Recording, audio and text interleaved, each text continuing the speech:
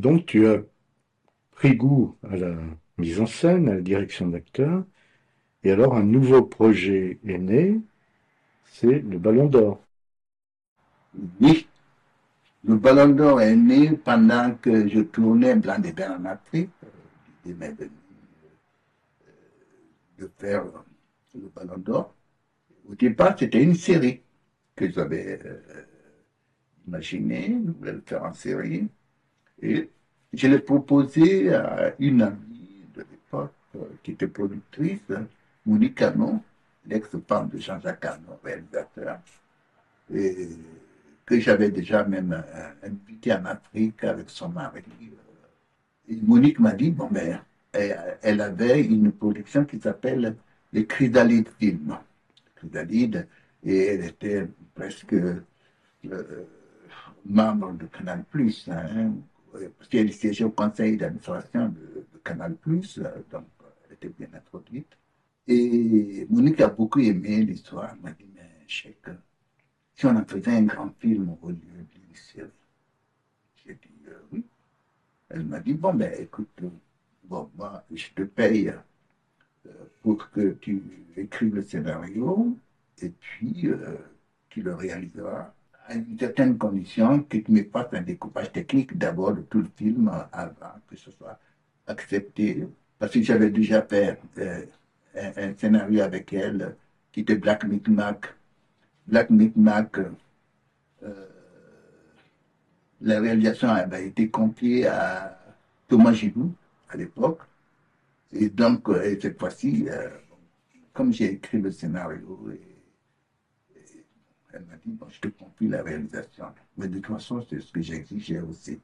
Et j'avais pris mon assistant sur Blanc d'Ébène euh, pour qu'il écrive le scénario avec moi, parce qu'il tapait à la machine, comme moi, je ne tape pas à la machine, j'ai dit, bon, voilà. Et il a été co-auteur, lui, et on a écrit le scénario de Ballon d'Or. Le Ballon d'Or m'est venu aussi en Afrique, et il y avait le directeur du stade le 28 septembre. Il y a un stade qui est en Guinée. Et là, le directeur de ce stade à l'époque, qui était un très grand footballeur de Afia Club, connu de tout le monde, et on lui avait confié la direction, en fait, le stade. Il était le directeur du stade du 28 septembre. Alors quand j'ai écrit, un jour, il y a eu une rencontre qu'on a créée entre le, la Tunisie et la Guinée. Et le Bakou était passé, alors j'étais considéré un peu comme une star en Guinée et tout ça. Et on m'a dit de donner le premier coup de pied, quoi, le coup d'envoi pour le ballon. J'ai envoyé le coup de ballon, j'ai été déséquilibré, je suis tombé. Là, lui, il est venu en courant, il m'a dit, ouais, tu sais, hein, le cinéma et le foot, c'est pas la même chose, hein. Alors, t'as compris, là, maintenant. Qui me dit, lui, qui était un copain d'école, tout ça, ça m'a vexé. Il voulait me dire, bon, c'est pas grave, il s'est moqué de moi. Et là, je me dis, ok, je connais pas le foot, mais je ferai un film sur le foot. Je crois que j'aurai le temps d'apprendre à connaître le foot. Et j'ai commencé à écrire le Ballon d'Or. Et j'ai écrit pour lui le rôle interprété par Salif Keita, qui était un grand champion, qui était à Saint-Étienne, Salif Keita. Et j'avais écrit ce rôle pour lui. Évidemment, lui, il est venu, on a rencontré Monicano ici à Paris, on a passé toute une journée à créer les films, je lui ai expliqué un peu ce que c'était, ce qu'on voulait.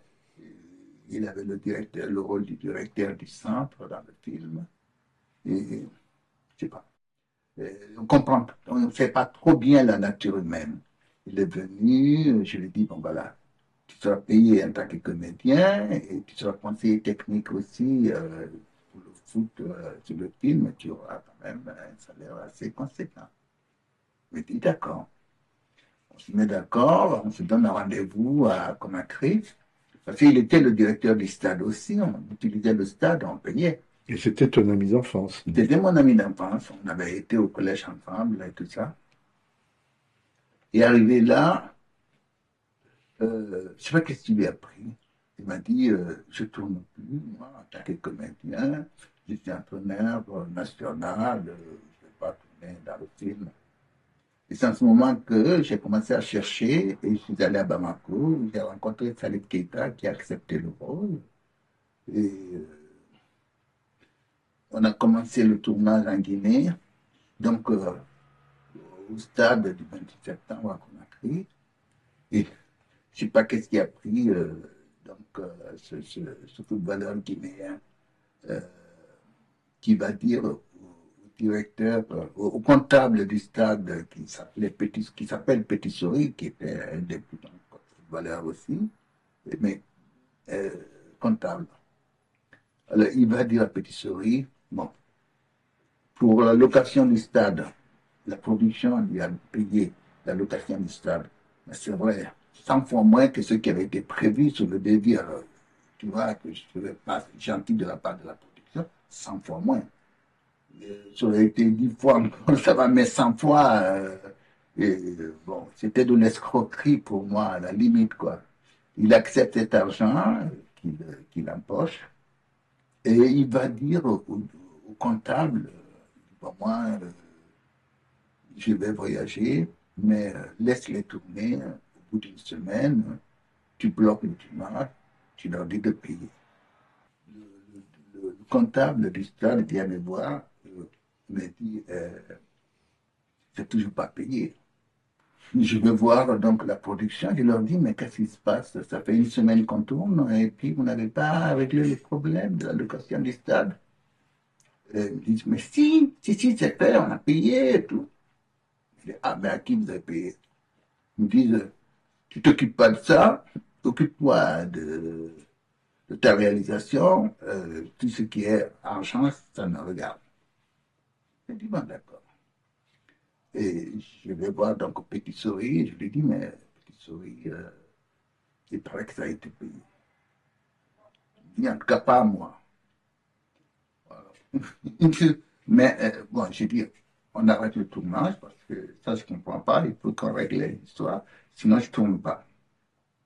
La production me dit, non, non, il faut que tu tournes. J'ai dit, je ne tournerai pas, puisque je ne veux pas escroquer qui que ce soit. Donc, il faut savoir.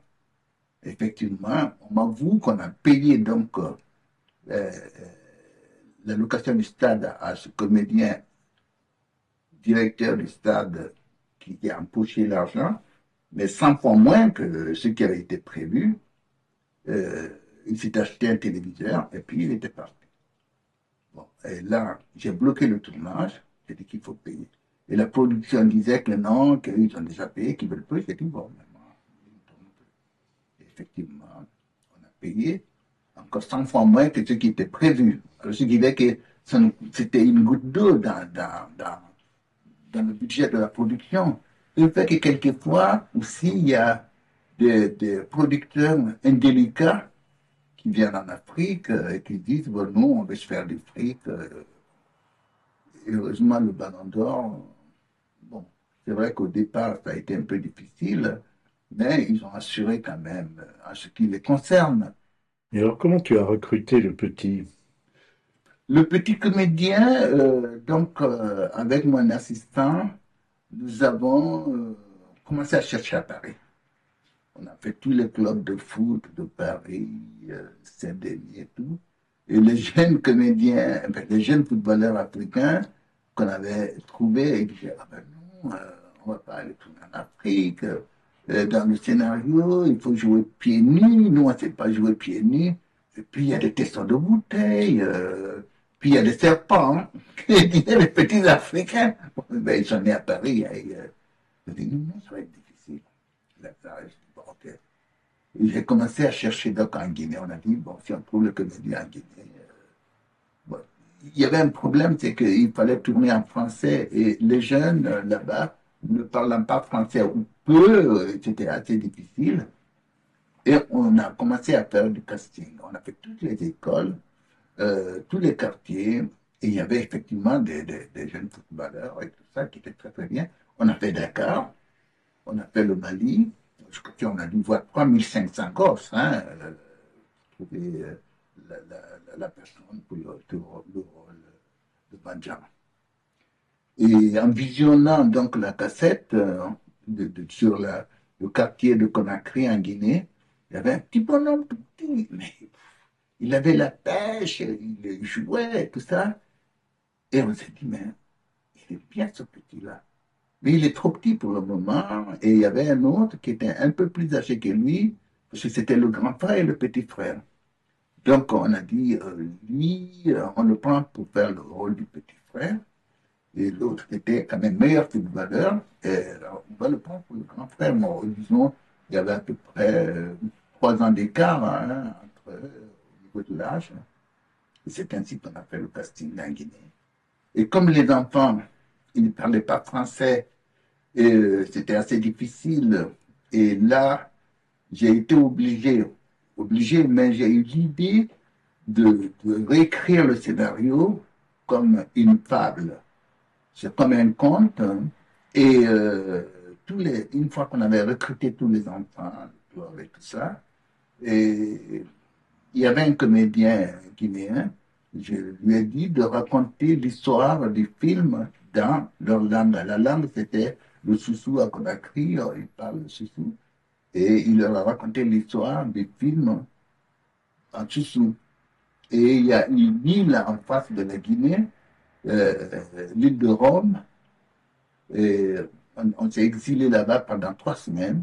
J'avais fait venir un membre de la Fédération française de football qui était venu de France, qui s'est un peu occupé d'eux, au niveau foot, au niveau technique, il leur montrait ça. Et pendant 3 semaines, on s'est exilé sur cette île. Et le matin au réveil, après le petit déjeuner, il faisait un footing sur la plage. Et à 10 heures, on arrêtait et on faisait les phases de foot qu'on leur montrait. Et à midi, on déjeunait, il faisait la sieste. Et l'après-midi, il recommençait encore à jouer. Et le soir, je faisais un grand feu, c'était une espèce de veillée. Et on leur racontait l'histoire du film en sous-sous. Pendant 3 semaines comme ça, tous les enfants avaient complètement imprégné le scénario du Ballon d'Or. Et bon, le rôle principal, il était toujours le petit frère, et le rôle principal a été détenu par donc, son grand frère. Et quand ils étaient prêts, on a commencé à tourner. Les enfants, ils savaient tous les rôles des uns, des autres. Ils avaient assimilé tellement le conte, et puis c'était comme si c'était du théâtre. Il parlait en français ou en souci? Il y en a qui parlaient français, d'autres en souci. C'était pas bon. Mais le rôle principal, les rôles principaux, eux, ils parlaient français. Bon, et les parents ont dit, bon, si vous devez tourner avec eux, parce que des fois on tournait même 10 heures la journée, hein, c'était dur pour eux. Et ils ont dit, bon, il ne faut pas qu'ils manquent l'école. Bon. La production a recruté des professeurs qui leur donnaient des cours le soir. Et ils étaient fatigués, les enfants, parce qu'après le tournage, le soir, ils révisaient leurs cours. Mais ça a été. Bon, la production leur devait bien ça aussi, hein, le professeur, parce qu'ils étaient très peu payés, malheureusement. Là, je me suis fâché. J'ai dit non, ce n'est pas possible, tout ça. Ce rôle en France, ils auraient eu des millions. Alors, j'ai obtenu à ce qu'on lui paye une scolarité dans un collège pendant 3 ans. Alors là, on a pu Le grand ou le petit? le petit, Le parce petit. que, ah oui, oui, parce que le grand après, c'est plus le grand qui appelle le rôle, c'est le petit. Et ton acteur principal, le petit, là, tu sais ce qu'il est devenu? Ben, il est venu, euh, il a fait une école d'encadrement des jeunes qui sont éduqués par le sport, quoi. Il a fait cette école, il a créé une association, euh, il vit entre Salzbourg et Conakry, Oui, il s'occupe de l'insertion des jeunes par le sport. Voilà, et c'est ce qu'il continue à faire jusqu'à maintenant. On a écrit le ballon d'or numéro 2 qu'on n'a pas pu tourner. Et- mais on est toujours en contact. Vous serez l'acteur éventuel du Ballon d'Or numéro 2. Non, parce que vu l'âge maintenant, quand on a écrit le Ballon d'Or numéro 2, il n'était pas. Il était dedans, mais pas en tant que le jeune footballeur. Parce que moi, quand j'étais petit, à Cancan, d'où je suis originaire, on avait des ânes qui allaient chercher du bois mort dans la brousse pour boire de chauffe, et puis la cuisine, tout ça. Et pendant le tournage de Blanc d'Ébène, j'ai vu des enfants qui tiraient le chariot. Il n'y avait plus d'ânes. Les ânes étaient remplacés par des jeunes qui allaient très loin dans la brousse chercher le bois mort et tout ça, et qui tiraient le chariot pour aller revendre ça. Je me suis dit, mais ces enfants-là, c'est des grands sportifs, ils sont bien formés, ils sont costauds, et pour gagner leur vie, ils tirent ce chariot. J'ai dit, je vais faire un film sur le sport, surtout. Ouais, ces jeunes-là qui tirent le chariot, c'était pas très intéressant pour en faire un film, j'ai dit. Et si je prenais le sujet du football, le football, pour moi, c'est un sport fédérateur. Parce qu'on peut, à tout âge, et puis avec n'importe quelle condition sociale, on peut faire du foot. Je me suis dit, je vais inventer l'histoire d'un jeune footballeur dans le village qui rêve d'avoir le ballon d'or. Le ballon d'or, parce qu'ils ont entendu ça à la radio et tout, et que ce jeune qui est doué pour le foot dans son village rêve de venir en France pour avoir le ballon d'or. Et c'est comme ça qu'il commence à s'imaginer lui, euh, détenteur du ballon d'or, et, et, il en parle à ses parents. Les parents disent, ah, le ballon d'or, il a un ballon comme ça. Ah non, parce qu'eux, ils pensaient à une boule d'or. Ils ont dit, ah ben si, il a ça, c'est la richesse. Et je me suis dit, bon, ce ballon d'or va allier le sport, la vie sociale en Afrique, et aussi le foot qui est quand même pratiqué dans le monde entier. Avec ce que j'ai vécu sur le stade du 28 septembre, ce serait bien d'en faire un film.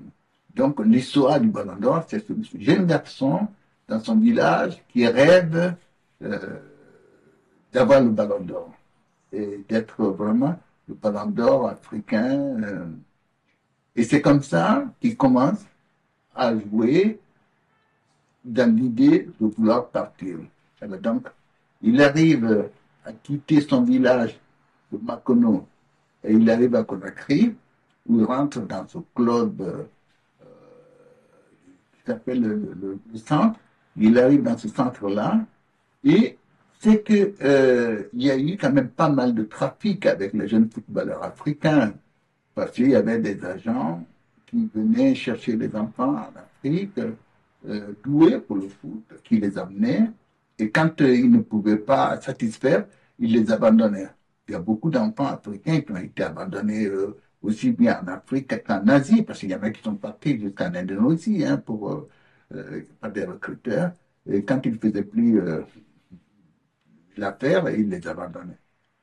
Et c'est comme ça que j'ai voulu parler justement de cette histoire de football, de footballeur, et en même temps de parler de la vie sociale. La vie sociale, j'ai parlé de la polygamie en Afrique, j'ai parlé aussi de la difficulté dans les écoles, où en Guinée, les enfants venaient avec leurs vents, on le voit dans le film d'ailleurs, c'est tout était complètement foutu, quoi. Ils étaient 70, 80 même parfois, par classe.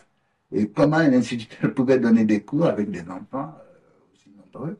J'ai voulu aussi parler de ça. J'ai voulu parler aussi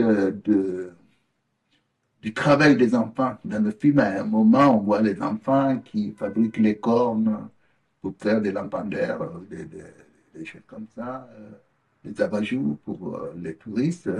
Et j'ai voulu parler aussi de cette histoire des enfants, du travail des enfants en Afrique et tout ça. Mais bien sûr, avec toujours un fond de foot. Et c'est ça qui a fait le succès du film. Ce n'était pas que le football, mais il y avait une vie sociale aussi en Afrique qu'on découvrait. Ce qui fait que le film était à la portée aussi bien des enfants que des adultes. C'était un film qu'on pouvait aller voir en famille. Et c'est pour ça que le Ballon d'Or a eu un tel succès. Et avant, je peux mettre au crédit aussi de la production Chrysalide, même si financièrement, ils n'ont pas été très généreux. Bon, peut-être que c'est comme ça que travaille un producteur, c'est bien dommage. Euh, on a fait un premier montage du film, et à Canal+, on a fait venir des catégories d'enfants pour visionner le film et ils notaient, ils donnaient de 1 à 10 des points. Les enfants de 6, 10 ans, les enfants de 11, 15 ans, les enfants de 15 à 20 ans. Ils notaient, ils donnaient des points. Et après, fort de tout ce qu'ils avaient donné comme note, on a remonté le film en fonction de ça. Et c'est ça qui a fait le succès du Ballon d'Or, parce que chacun se retrouvait là-dedans.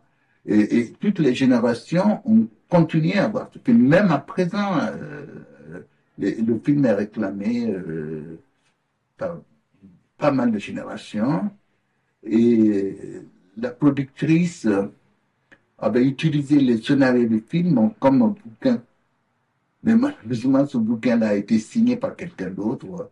Alors, ce que financièrement, j'ai rien touché, même si elle a utilisé le scénario. Vous voyez ce que c'est que la production, quelquefois, c'est une affaire d'argent, malheureusement, et non d'artiste. Et un bon producteur n'est pas seulement un bon artiste, hélas. Et j'ai eu quand même des prix au Festival de Cannes. J'ai eu aussi des prix partout dans le monde. J'ai fait 4 fois le tour du monde avec le Ballon d'Or. Je suis allé en Chine, en Amérique, au Canada, partout. Et en Afrique, n'en parlons pas. J'ai un souvenir d'une projection à Bangui, en Centrafrique. Il y avait plus de 2000 enfants qui regardaient la projection du Ballon d'Or et on avait fait un écran double face. Donc tous les enfants, ils voyaient le film, quel que soit le côté où ils étaient. Mais il y avait un monde, il y avait un monde. Et ça fait des souvenirs magnifiques. Et le Ballon d'Or, c'est l'histoire du foot, mais en même temps, c'est l'histoire sociale d'une Afrique aussi qui se cherche et aussi de l'abandon aussi de tous ces jeunes footballeurs euh, dont on a trafiqué l'âge pour les faire venir parce que mon personnage, il a 12 ans à l'époque du film, ou aussi dans l'histoire, et on lui donne 16 ans pour pouvoir le vendre à Saint-Étienne. Voilà, c'est ça aussi l'histoire du football tel que c'était pratiqué à cette époque euh, par les recruteurs européens et les Africains. Bon, maintenant, ça a un peu changé parce qu'on a mis un peu d'ordre dans tout ça. Et puis aujourd'hui, il y a quand même des écoles de foot qui sont créées. D'ailleurs, Salif Keita, qui a fait le directeur du centre dans le film, après le tournage, il a créé son centre de football au Mali, à Bamako, et il fournit pas mal de pays européens en footballeurs maintenant. Et l'histoire de ce centre aussi est partie du Ballon d'Or. Mais c'est aussi une fable, hein? C'est ça, c'est un conte de fées, le Ballon d'Or. C'est ça qui fait son succès.